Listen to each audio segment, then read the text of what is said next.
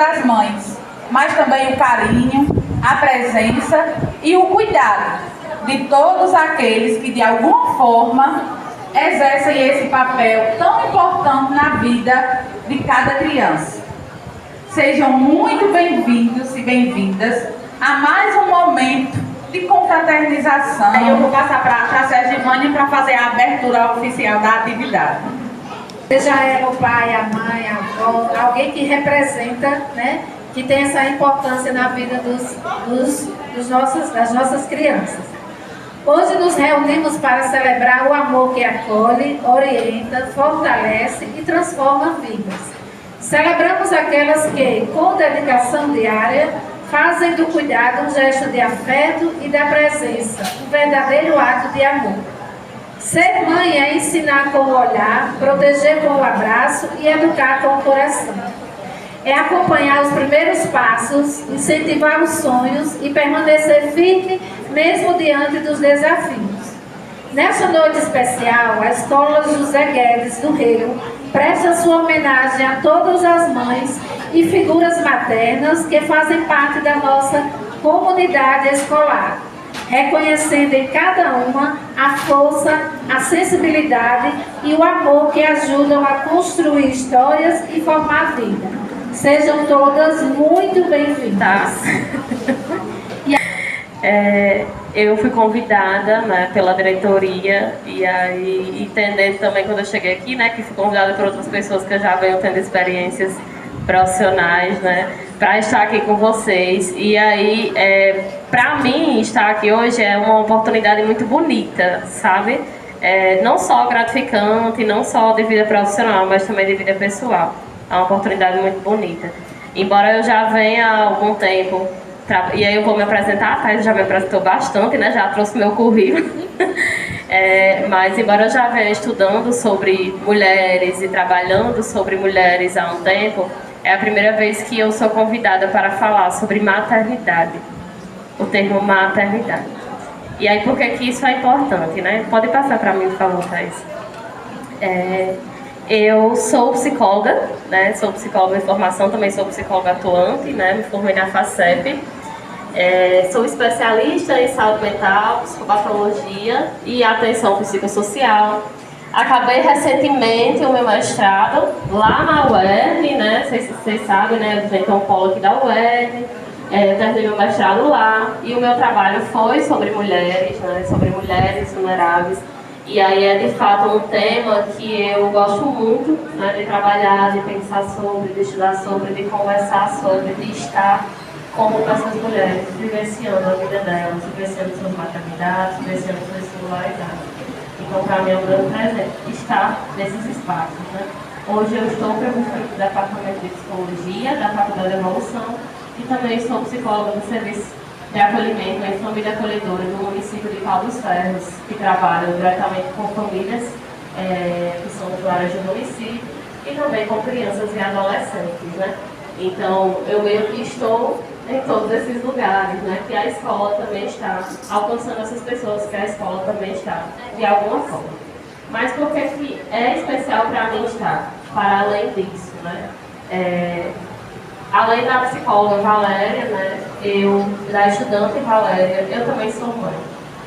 Eu sou mãe e aí é tão especial para mim ser convidada para falar de maternidade, porque hoje eu sou mãe de Laura, sou mãe de Nicolas, eu tenho 2 bebês, 2 crianças.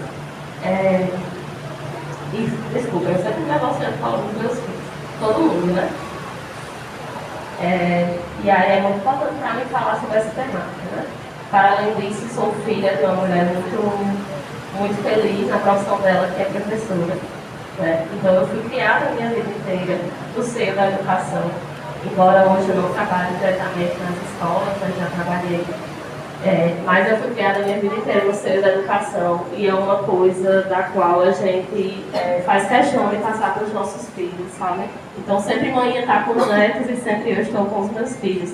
Falando do quanto esse espaço é importante, falando do quanto o trabalho com afeto é importante. Então, assim, tem algumas pessoas aqui que já foram professoras dos meus filhos, outras que já tiveram contato porque eles são de uma escola municipal também.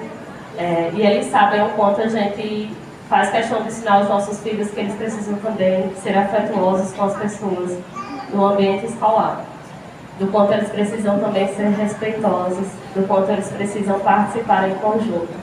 Então essa para mim é uma construção não só profissional, é uma construção também pessoal. E é uma construção da qual eu quero hoje fazer trocas com vocês. Então assim, não me considerem uma palestrante, me considerem uma pessoa da qual vocês vão poder conversar ao longo dessa noite, certo? E aí, exatamente por isso, né, que eu já venho perguntando. Então assim, vou deixar aberto para quem quiser ir me respondendo o que pensa sobre as questões que eu vou trazendo, certo? E aí, se não quiserem, eu vou estar apontando umas pessoinhas, certo? Para ir me respondendo. Então vamos lá, gente, vamos começar. O que é ser inteiro? A outro sempre vai prestar você 24 horas do dia, né? A gente perde um pouco da nossa liberdade, querendo ou não, mas é o bem mais precioso que a gente tem. Acho que é o presente melhor que a gente poderia ter, que Deus assim escolhe você para ser mãe, né? Eu já ouvi que você só tem um filho quando você precisa dele. Então acho que somos escolhidas para essa missão. Sou muito feliz com as duas bênçãos que Deus me deu, que não são fáceis. Mato e morro por elas, mas é tudo que eu amo na vida.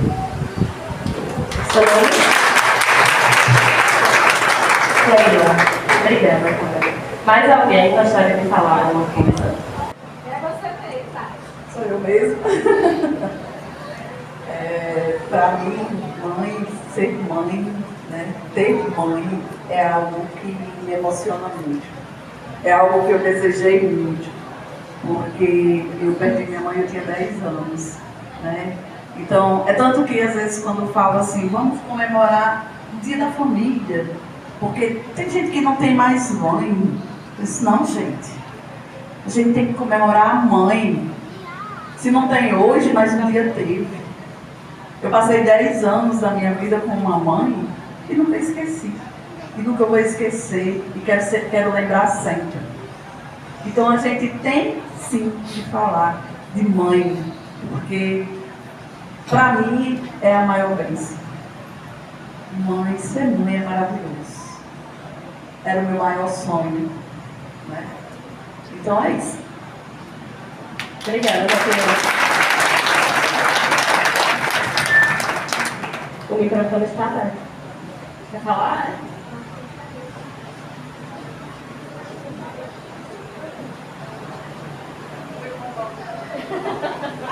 Ela passou, viu? Agora ela que está corrompendo. Eu também compartilho desse mesmo sentimento dela, que eu desejava muito ser mãe, e eu realizei esse desejo aos 33, e a minha maior realização.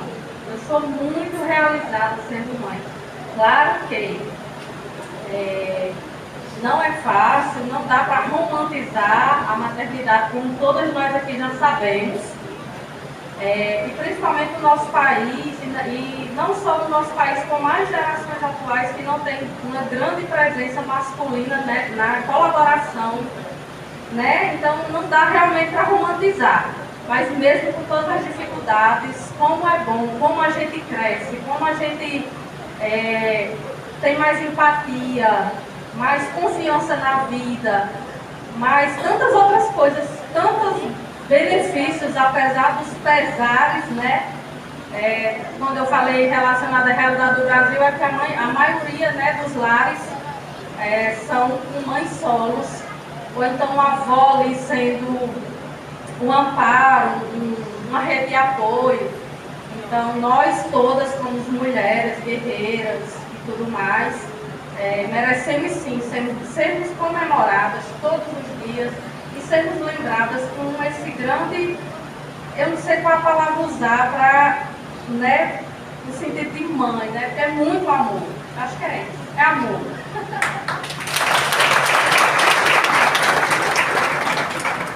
Seu nome? Rosa Fábia. Obrigada, viu, Rosa Fábia? Gente, o microfone está aberto, se alguém em qualquer momento quiser desejar, fique à vontade, certo? Escutar experiências, ouvir experiências, né, vai para além de uma profissão.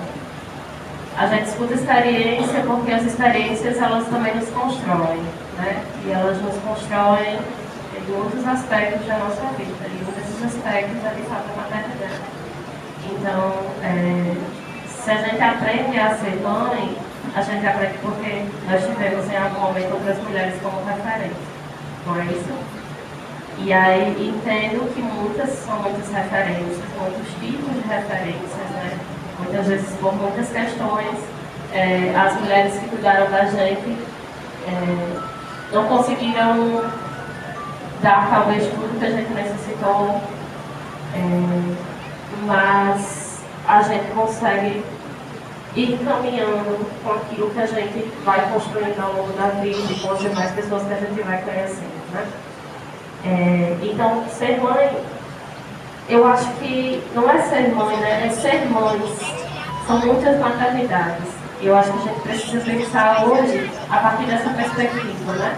De que eu sou mãe, de que ela é mãe da forma dela, eu sou da minha, ela é da forma dela, né? Ela é da dela e assim. Bom dia, você pode passar para mim, por favor. E aí hoje me convidaram para falar do termo de maternidade ativa, né? Alguém já ouviu falar sobre o termo maternidade ativa? Sim ou não? Alguém sabe o que é maternidade ativa? Consegue falar para mim? Dizer alguma coisa sobre?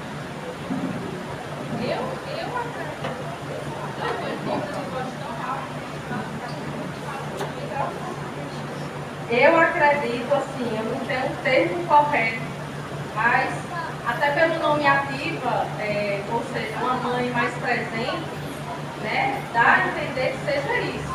Uma mãe que tem a liberdade de acompanhar o seu filho. Eu acredito que seja isso.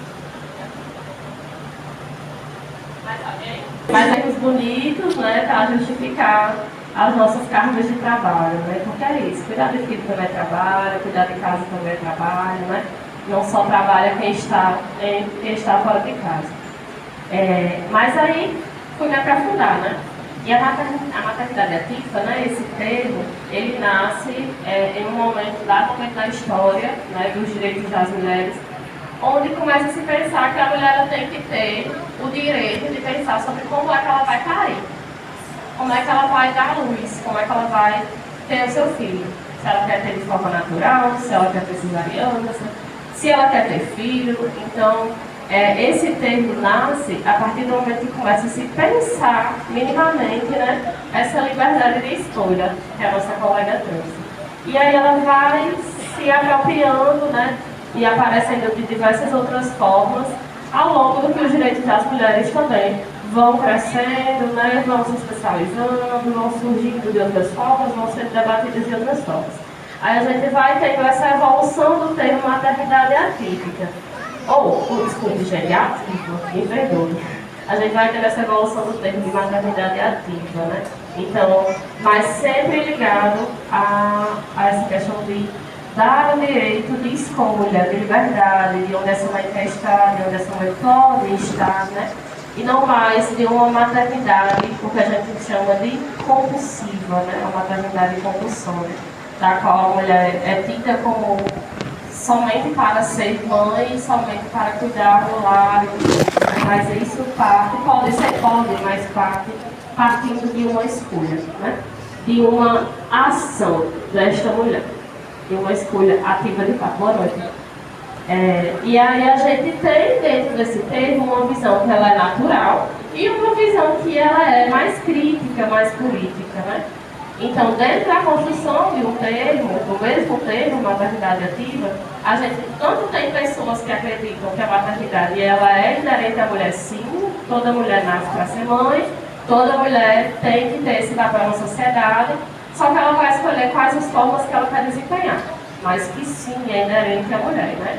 E uma visão crítica, a gente já compreende que se eu escolho não ter, se eu escolho que talvez não seja isso que eu queira construir na minha vida, eu posso não ser mãe, né?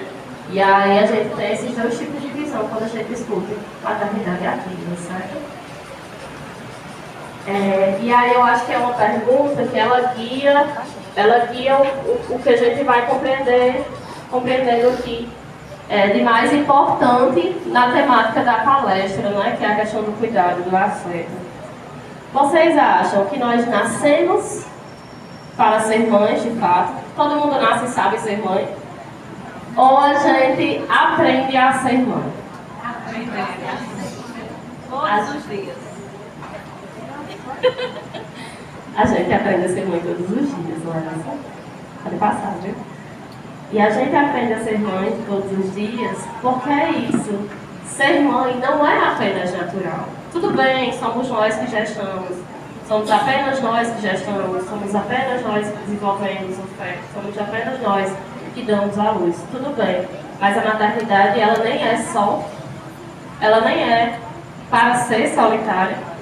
E ela nem é uma coisa que é inerente. Então, assim, podemos nascer com um instinto mais desenvolvido a ser mais cuidadoso? Podemos. Mas não é assim, e somente assim, não é? Assim que nós nascemos, nós, mulheres, né, já somos ensinadas a cuidar de bonequinhas, já somos ensinadas a cuidar de tarefinhas da casa. Então, nós somos, ao longo da nossa vida, treinadas para ser mães, não é? Só que quando a gente tem os nossos filhos, não sei se vocês concordam, né? E aí, obviamente, cada um da sua forma, quando a gente tem os nossos filhos, a gente vai aprendendo todo dia que a maternidade é outra coisa, né? Que ser mãe é outra coisa, que estar com os nossos filhos é outra coisa, que o primeiro filho é de um jeito, o segundo é do outro, o terceiro é de outro. Então, nós mesmos temos várias maternidades, né? Conseguimos ter várias maternidades, porque ao longo do que a gente vai vivendo, do que a cultura vai mudando, do que a sociedade vai mudando, a nossa forma de maternar, ela também vai mudando. Então, a gente vai aprendendo ao longo do que, aprendendo e se moldando, né? Ao longo do que a história vai trazendo para a gente sobre a perspectiva da maternidade, do maternar, não é isso? Portanto, né, maternar não é só biológico, né? É para além disso. Ter uma maternidade ativa, né? É saber que a nossa maternidade ela é construída, ela tem uma estrutura, né?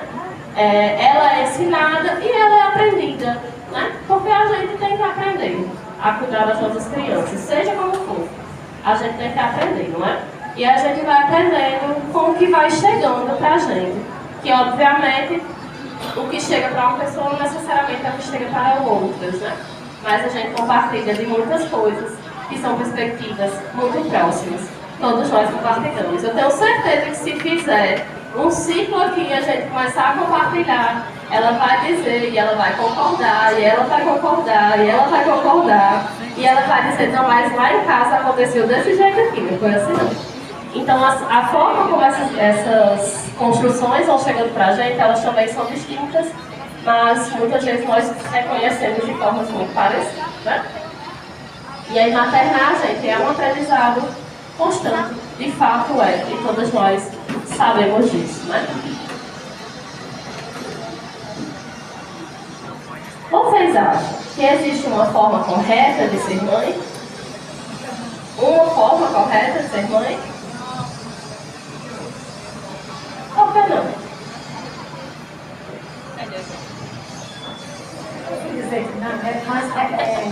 Não existe uma forma correta de ser mãe, porque a gente já disse até isso, cada filho. Então, assim, eu tenho 2 filhos, Gustavo e Gabriel, com 27, 28 anos. E dos dois é diferente. A forma de como eu agia com o Gabriel, Gustavo, não deu certo com o Gabriel. Né? São pessoas com suas individualidades, com suas peculiaridades, e a gente vai agindo de forma que eles vão, eles que vão dizer como é que a gente vai ser mãe de cada um. Né? E aí eu lembro aqui no início, quando a maioria das mães aqui, eu não sei se vivenciam o que eu estou vivendo, por exemplo, eu estou naquela fase de ser mãe do filho que está indo embora. né? Que é um processo, que faz parte, e que não é uma coisa fácil também. Né? Hoje, por exemplo, o Gustavo já não está mais no meu convívio. E é tipo assim, quando ele precisava de mim, eu me sentia assim, realizada. Hoje o Gustavo anda com as próprias mãos, próprias pernas. E é difícil pra gente. Tipo assim, vou comprar uma coisa, eu não preciso mais pedir a minha mãe. Não preciso mais opinar que ela opine. Isso é um processo doloroso. Não é fácil. Ele dizia, às vezes eu digo assim, Gustavo, quando você pedia dinheiro a mim, eu achava que era bom, porque eu ainda sou mãe de Gustavo, ele ainda precisa de mim. E hoje a gente vive nós dois, né? Ele mora até nos Estados Unidos, e a gente vive numa dificuldade dessa mãe do filho estar tão longe, tão distante, e você precisa ser mãe dessa forma. Não é fácil, gente. Se ser mãe de criança é difícil, ser mãe de adulto é mais ainda. Quando eles vão voando, eu sou igual a você, eu fico emocionada. Quando eles vão voando e você diz assim, meu Deus, né? Ele não está mais perto de mim. Então, assim, muito embora a gente trabalhe, a gente faz tudo para que ele voe, né? Mas aí quando ele voa, faz uma falta enorme. Então, ser mãe nesse período que hoje estou passando é difícil. Não é fácil. Obrigada. Então, gente, mais alguém quer falar? Vocês acham que existe só uma forma de ser mãe? Mas aí essa forma dela de ser Chegue. Assim como ela disse que é difícil ser mãe à distância, mas pelo menos você sabe que um dia você vai encontrar seu filho, às vezes você pode fazer uma chamada de vídeo, estar conversando com ele. E quando a gente é mãe, que a gente gera, cria com todo amor, como Deus me deu 4 bênçãos, e há 2 anos Deus tirou de mim. Essa é uma ida muito dolorosa, que só quem passa sabe o quanto dói a dor da perda de um filho. E era o único filho homem que eu tinha. Deus me deu e Deus tomou. E é difícil. A gente se emociona, é uma dor, uma cicatriz que a gente leva para o resto da vida. Porque quando você é mãe, você se doa por inteiro. Para aquela maternidade, para fazer, você se dá o melhor de você para seus filhos. E assim, Deus levou e assim, a gente tem que aceitar que a gente sabe que né, a lei da vida é essa, mas que dói muito.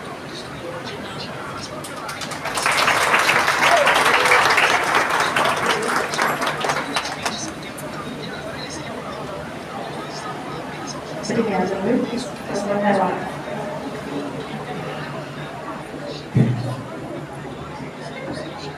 Mais alguém?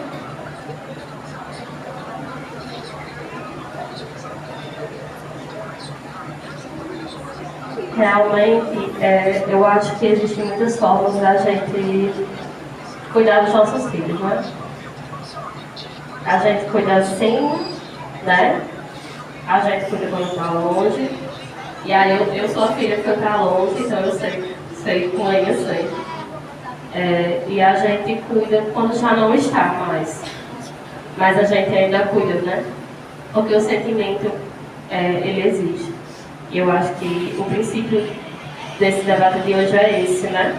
É pensar que o afeto, ele talvez esteja na base da nossa maternidade. Ele esteja na base do que faz a gente se movimentar. Ele esteja na base do que é a gente pensar em estar ativa, em a gente querer estar ativa na vida dos nossos filhos e da gente, né? Porque é muitas vezes o que faz a gente se movimentar. É pensar que a gente cuida. Não é isso?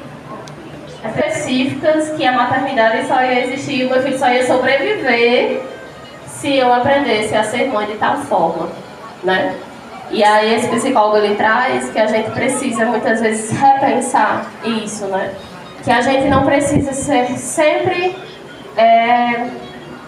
a melhor, a intocável, a mãe que nunca vai faltar com nada. Porque para que a nossa criança se desenvolva, a gente precisa aprender a ser suficientemente boa. A gente precisa entender que para Gustavo aprender a sair de casa, trabalhar, comprar as coisas dele, se desenvolver, a mãe dele precisou aprender a ser suficientemente boa. E em algum momento compreender que ele quem vai dizer o que ele precisa, né? Você que vai dizer o que você pode dar.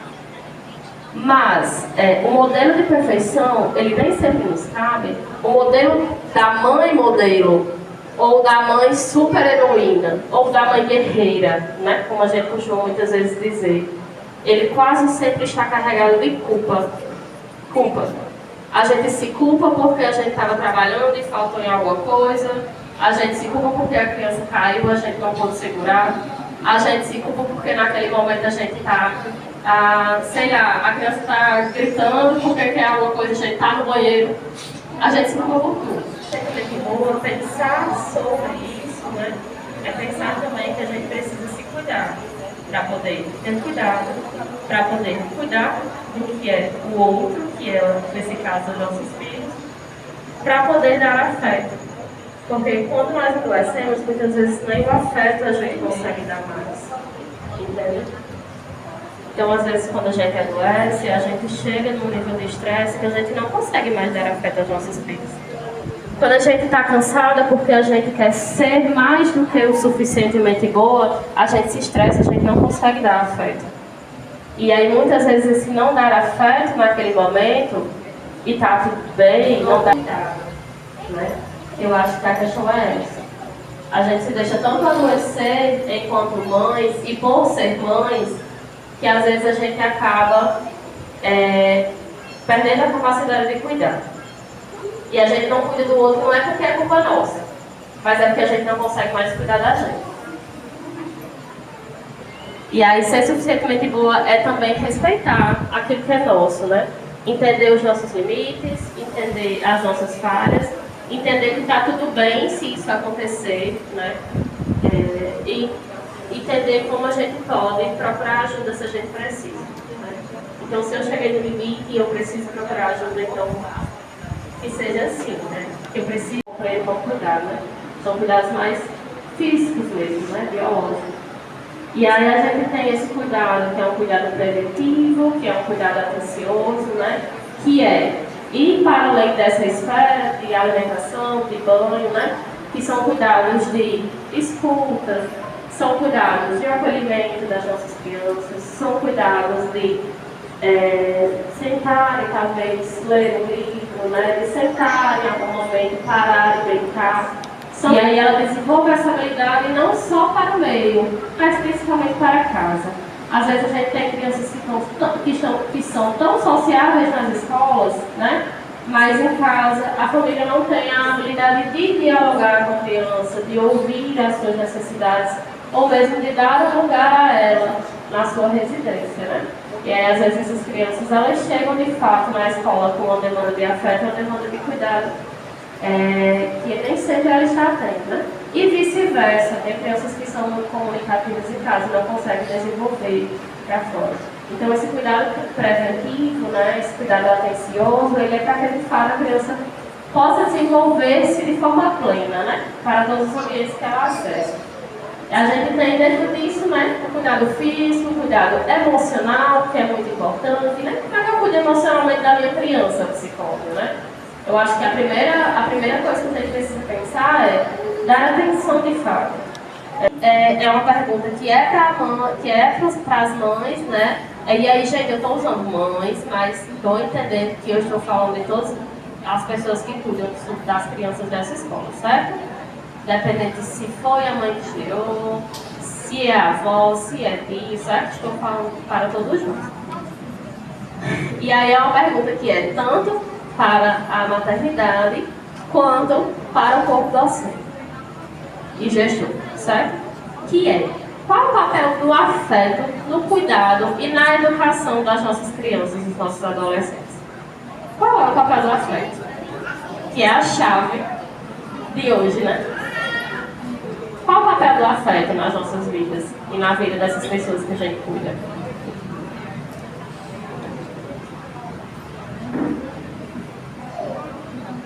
Eu vou escolher.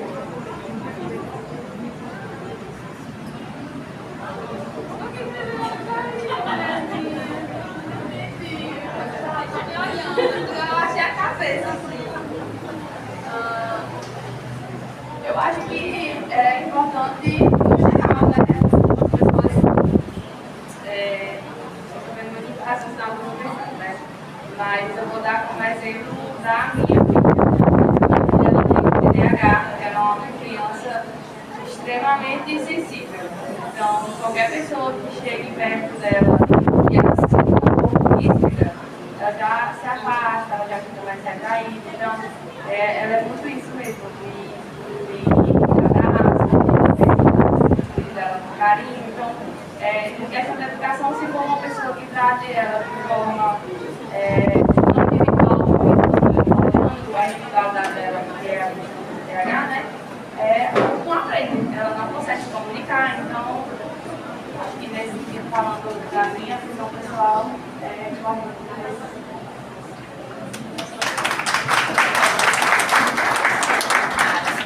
Obrigada, Nara. Mais alguém? Vamos para o corpo docente agora. Eu posso falar enquanto mãe, enquanto educadora, né? É primordial. Porque, assim, a gente percebe que a criança que recebe realmente o afeto da família, da comunidade escolar também, ela vai desenvolver melhor em tudo, né? Ela vai ter, como é que eu digo, a segurança de ser ela mesma. Porque o principal em nossas crianças é elas serem elas mesmas, né? Eu tenho 3 filhos, como muitos já falaram aqui, cada filho é diferente. E assim, nós enquanto mãe, nós nos cobramos muito, né? Como você mesmo falou, Valéria, a gente vai aprendendo e sendo uma mãe diferente com cada filho também. Mas graças a Deus meus filhos são maravilhosos, eu não tenho muito o que reclamar assim de questão de trabalho. Eu tenho um filho autista também, né? E assim, para cada um é diferente. E para ele, principalmente, eu acho que o afeto, como a mãe falou, né? Que a menina tem TDAH. Quando é uma criança que tem alguma necessidade, alguma coisa que precise mais ainda de ajuda, aí sim que o afeto vai ser importante, né? E meu filho, ele é igual à filha dela. Quando ele vê que a pessoa é afetuosa, que a pessoa o trata com carinho, ele aprende bem mais. Então isso é muito importante na educação. E eu, enquanto professora, eu percebo que ao tratar meus alunos, as crianças que chegam, né, que agora eu estou só na educação infantil, também já fui professora aqui no José Guedes, quando a gente trata elas com carinho, elas vão se soltando, elas vão mostrando que elas sabem, elas vão se sentindo seguras e também a gente passa essa segurança para as famílias, né? É isso. Né? Geralmente que a gente chama para roda é a mãe. Né? Estou dizendo como mãe. Não, tudo bem. Mas ele também precisa ser pensado e muito pensado pela própria educação. Né? Por quem faz a educação. E a educação, estou falando enquanto instituição, né? Porque educar é de todos nós, né? Educar é de todos nós, é papel de todos nós. Mas enquanto educação. Porque percebo, né, que a gente tem evoluído muito, né, em estudos, a gente tem evoluído muito, tem uma perspectiva humanizada da educação, mas muitas vezes as nossas formas de ser, a nossa forma de ser profissional, que também é estruturada, que também foi criada, que também foi ensinada e também foi aprendida, às vezes ela não, será que quer falar? Às vezes ela não passa, né?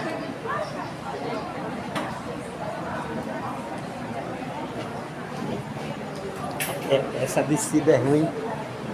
Era só para aproveitar o momento da educação e só para analisar as professoras dos meus filhos, que Thaís, a Tassiana, a Letícia. Eu tenho 2 filhos que têm TDAH, e tenho um filho de autismo. Eles me ajudam demais, meus filhos. Atencioso demais, carinhoso, cuida, tá com problema, ele é assim, aí ele ajeita de um lado, ajeita do outro. E eu só quero agradecer a eles e acolher meus filhos. E a escola também, só isso mesmo, porque a gente tem um filho ativo, essas deficiências, a gente tem um maior cuidado, né? A gente fica com cuidado de trazer para a escola, como é que ele está lá. Sabe, a gente fica na preocupação, porque a gente é mãe, a gente se preocupa com tudo, né? E era só para mim agradecer a elas e pedir obrigada, né? Para cuidar também dos meus filhos, como elas cuidam. Dedé, me ajudou muito ano passado com a minha família, muito mesmo. Eu disse agora, nem se fala. Ó, Tassiana, Thaís, Maria. Olha, meu coração, ninguém fala delas. Porque Eu defendo. você cuida do meu filho muito bem. Ela nasceu.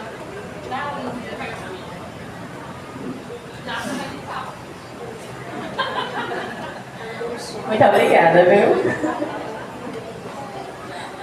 Então, gente, é isso, sabe?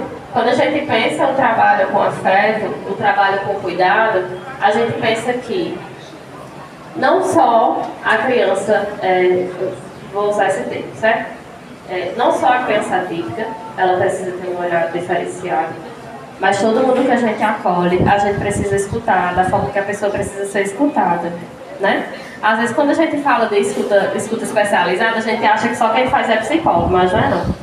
Quando a gente se dispõe a escutar e cuidar do que a gente escuta, a gente está escutando de forma especializada, certo? A gente precisa olhar não só a criança de uma forma individualizada, a gente precisa olhar a família. A gente precisa olhar essa mãe que está lá na casa dela, fazendo o almoço, ou que deixou a criança aqui e saiu para trabalhar, mas que a cabeça dela está na criança, se a criança está bem. Então a gente precisa cuidar das fragilidades das pessoas para que a gente possa desenvolver também o nosso trabalho. E eu entendo, né, que é cansativo também. Fazer a educação é cansativo, né? A gente tem muita coisa para dar e muito resultado para chegar, né, nas escolas. Mas que se a gente cuida com afeto, se a gente se deixa afetar pelas coisas que estão acontecendo com as pessoas que estão ali todos os dias com a gente consegue dar resultados socialmente mais favoráveis. E aí você falou do desenvolvimento de uma educação muito mais funcional e humana mesmo, certo? Porque eu acho que é essa a perspectiva. Então, quando a gente pensa no afeto, a gente precisa pensar que em qualquer âmbito que ele seja demonstrado, ele está impactando no desenvolvimento da minha criança, ele está impactando no desenvolvimento da minha família, ele está impactando no desenvolvimento da minha escola e principalmente impactando no desenvolvimento social. Eu acho que a gente pode ser mais solo, mas a gente precisa de alguém. Não é o pai. A gente precisa contar com outras pessoas. Então, por exemplo, se meu filho está na escola, eu preciso contar com a escola. E naquele momento que o meu filho está sendo desenvolvido por outras pessoas, eu não estou sendo mais sozinha. Pode passar, Thaís. Será que vai falar? Não. Pode falar, né? E aí, entendo, né? Que bate de uma outra forma quando a gente sente mesmo a solidão e a solitude, né? Bate de uma outra forma. Mas, assim, a forma como eu estou falando, né? Desse cuidado que ele é coletivo, que ele deve ser coletivo. Eu acho que, olha, muitas vezes a gente está sozinho. A gente está sozinha, muitas vezes a gente se encontra sozinha, porque de fato não de uma sensação, mas às vezes a gente está mesmo. É possível fazer alguma coisa? Sim, porque a gente tem que fazer, não é?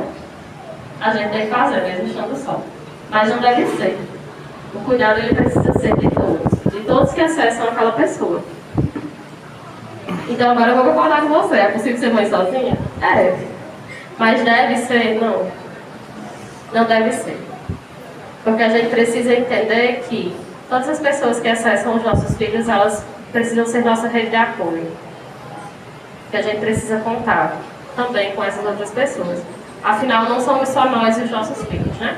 O mundo não é só esse. E aí o cuidado, ele é coletivo, né? Ele deve ser coletivo. Quando a gente pensa a maternidade ativa, a gente não pensa a maternidade individualizada. A gente pensa a maternidade coletiva. A maternidade solitária, ela pode ser adoecedora e ela provavelmente ela vai ser. Provavelmente vai ser. A gente precisa trabalhar em conjunto, na tríade de família, escola e sociedade, para que ambas se desenvolvam, obviamente, em um ciclo contínuo, não é isso? E aí, cuidar, né, pela escuta e pelo respeito. Pode passar, né?